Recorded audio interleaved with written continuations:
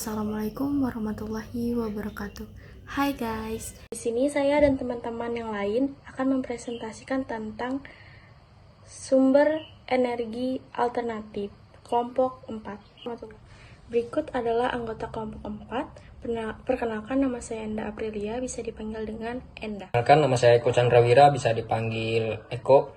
Perkenalkan, nama saya Tiara, bisa dipanggil Tiara. Kenalkan, nama saya Christopher Ricky, bisa dipanggil Ricky. Nama saya Wanda Gabriela, bisa dipanggil Wanda. Kalian tahu tidak apa pengertian dari sumber energi alternatif? Sumber energi alternatif adalah berasal dari energi yang bisa didapatkan lewat sumber energi yang mampu diperbarui, terbarukan, terpulih, dan bisa disebut dengan energi kekal seperti biomasa, biogas, matahari, air laut.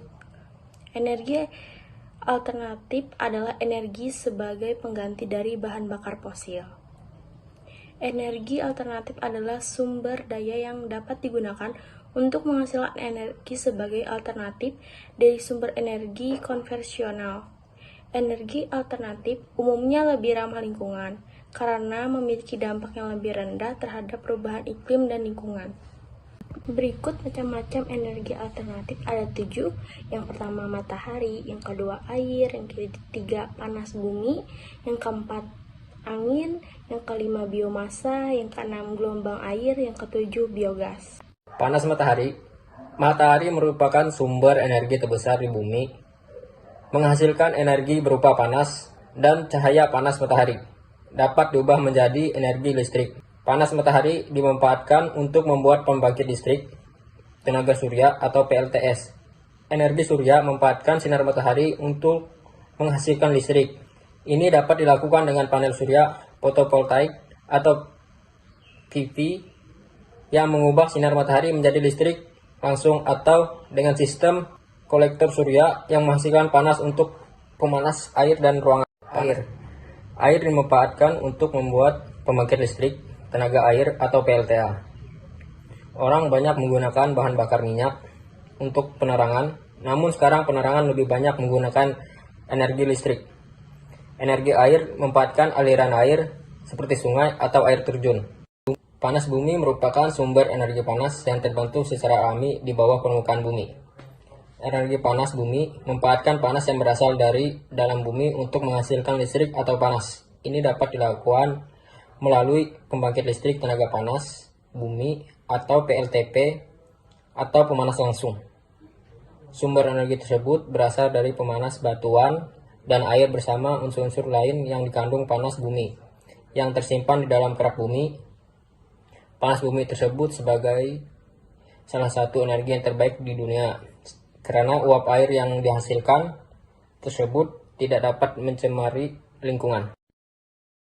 Berikut adalah pembahasan tentang angin. Oke, pembangkit listrik tenaga angin yang bisa dibilang juga PLTB adalah fasilitas yang mengubah energi angin menjadi energi listrik. PLTB menggunakan turbin angin yang dipasang di atas menara tinggi untuk memutar baling-baling turbin. Putaran baling-baling turbin kemudian diubah menjadi energi listrik untuk menghasilkan listrik melalui generator. Angin merupakan sumber energi alternatif. Gerakan angin dapat diubah menjadi energi listrik. Energi angin dimanfaatkan untuk pembangkitan listrik tenaga bayu atau PLTB, yang merupakan fasilitas yang mengubah energi angin menjadi energi listrik.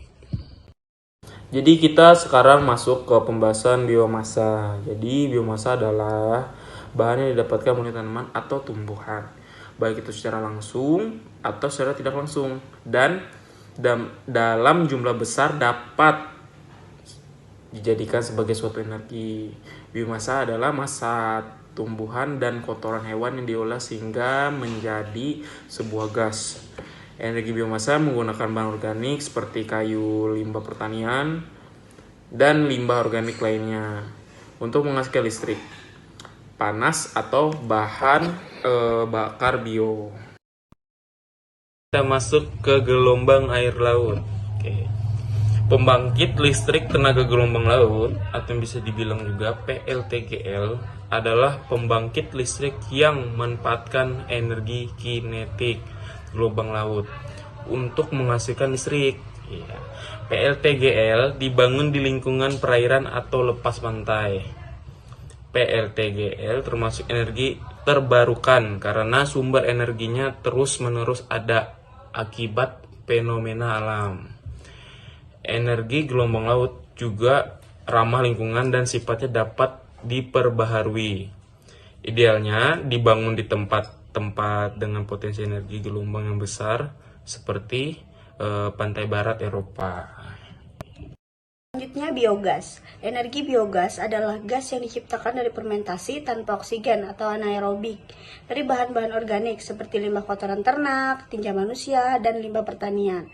Karena berasal dari limbah organik, terdapat sejumlah manfaat yang bisa didapat dari penggunaan biogas. Yang pertama, alternatif bahan bakar yang ramah lingkungan. Yang kedua, mengurangi gas rumah kaca.